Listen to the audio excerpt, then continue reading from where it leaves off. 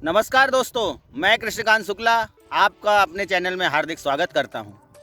दोस्तों, जीवन बहुत ही गहरा है।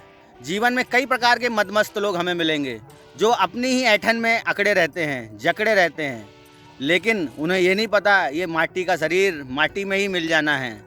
पता नहीं किस घमंड में चूर रहते हैं। पैसे की गर्मी है कि हैसियत की गर्मी है कि ओहदे की गर्मी है कि बाप की गर्मी है, पता नहीं जीवन में किस बात की गर्मी है। दोस्तों, जीवन में ये छोटी छोटी बातें अगर आप ध्यान रखेंगे तो ईश्वर जब आपको कुछ किसी हैसियत के किसी देने लायक कुछ किसी को कुछ देने लायक समझाने लायक बनाएगा तो आपके अंदर किंचित मात्र का भी घमंड नहीं आएगा, क्योंकि लोगों को बर्बाद करने वाला ये घमंड ही है। इस दुनिया का विश्व विजेता अलेक्जेंडर भी जब मरा तो खाली हाथ ही मरा, और उसने ये बोला कि जिस दिन मैं मरूं, मेरी मैयत निकले, मेरी लाश को शमशान घाट ले जाया जाए तो मेरा शरीर कुछ भी ना दिखाई दे, सिर्फ मेरे दोनों खाली हाथ बाहर निकले हों। दोस्तों, इतने बड़े लोगों ने इतनी गहरी बात कह डाली है और इस समाज को कितने संदेश दिए हैं, लेकिन कहीं ना कहीं हमारी ये छोटी सी बुद्धि इस माया रूपी जाल में फंसकर सब कुछ बर्बाद कर देती है। आइए हम आगे बढ़ते हैं एक बहुत ही सीख देने वाली मोटिवेशनल कहानी की ओर। एक बार की बात है, एक जंगल में एक मदमस्त हाथी रहता था। वो अपने ही घमंड में चूर, अपनी ताकत के बल पर कहीं भी कुछ भी करता, ऐठा अंगड़ाता हुआ रहता था। किसी को कुछ समझता ही नहीं था, जो उसके रास्ते में आता था उसे रौंद देता था।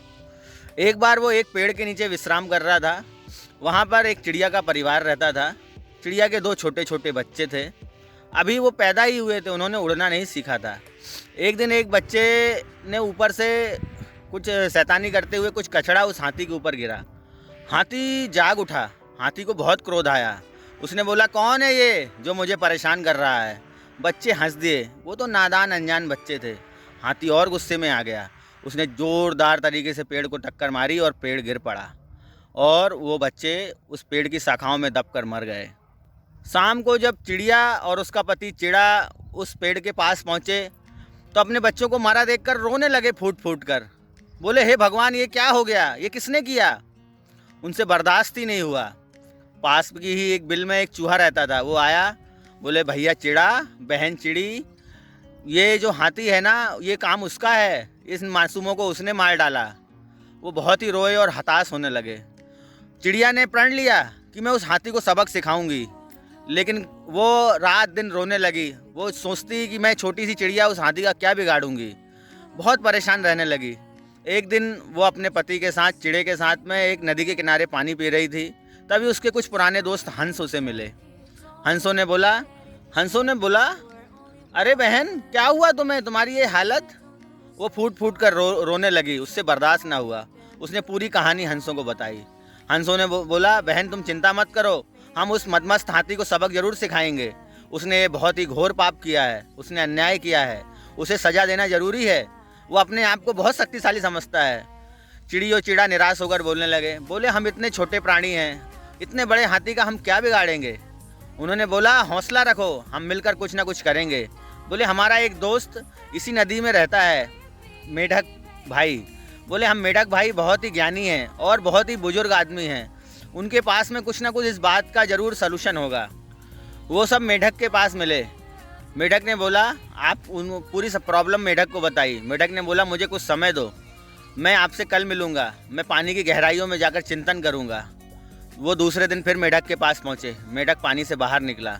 बोले, उसने अपनी पूरी योजना बताई। चिड़ा चुड़ी के मन में विश्वास जाग उठा। उन्होंने बोला, इसके लिए हमें और भी साथियों की ज़रूरत होगी। मेढक ने अपने कुछ साथियों को बुलाया, हंस ने अपने कुछ साथियों को बुलाया, चिड़ा चिड़ी ने अपने दोस्त चूहे को बुला लिया, चूहे ने अपने दोस्त चींटियों को बुला लिया। सब इकट्ठे हो गए और योजना अनुसार कार्य करने लगे। हंस के दोस्त कठफोड़वा भी थे, उन्होंने उनको भी बुला लिया और मेढक की योजना के अनुसार वो उन्होंने काम करने लगे। एक तरफ मेढकों ने ज़ोर ज़ोर से चिल्लाना चालू किया, दूसरी ओर चूहे ने जाकर धीरे से हाथी के पैर में कुतला। वो थोड़ा विचलित हुआ और एक दूर स्थान पर जाकर कहीं बैठा।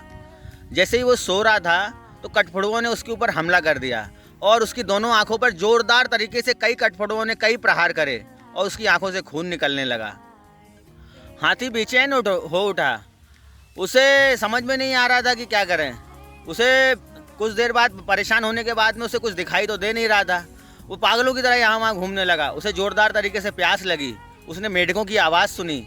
जो साथी मेढक ने अपने कुछ मेढकों को योजनाबद्ध तरीके से एक गड्ढे के पास में ज़ोरदार तरीके से आवाज़ लगाने के लिए बोल रखा था। वो मेढकों की आवाज़ सुनकर उस तरफ बढ़ा, क्योंकि उसे पता था कि मेढक तो पानी में ही रहते हैं। लेकिन जैसे ही वो गड्ढे के पास पहुंचा, उसमें धड़ाम से गिर गया। हाथी के आगे के दोनों पैर उस गड्ढे में धंस गए और वो और ज़ोर से चिंघाड़ने लगा।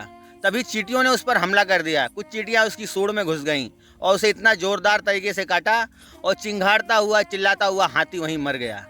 दोस्तों, ये बात ऐसी है कि जीवन में कई लोग हमें ऐसे मिलते हैं, लेकिन उन लोगों की मृत्यु इतनी ही दर्दनाक होती है और उन्हें हराने वाला, उन्हें पराजित करने वाला कोई ना कोई अदना सा छोटा सा एक आम आदमी ही होता है। इसलिए कभी भी हमें अपनी ताकत पर, अपने रुतबे पर, अपने पैसे पर घमंड नहीं करना चाहिए।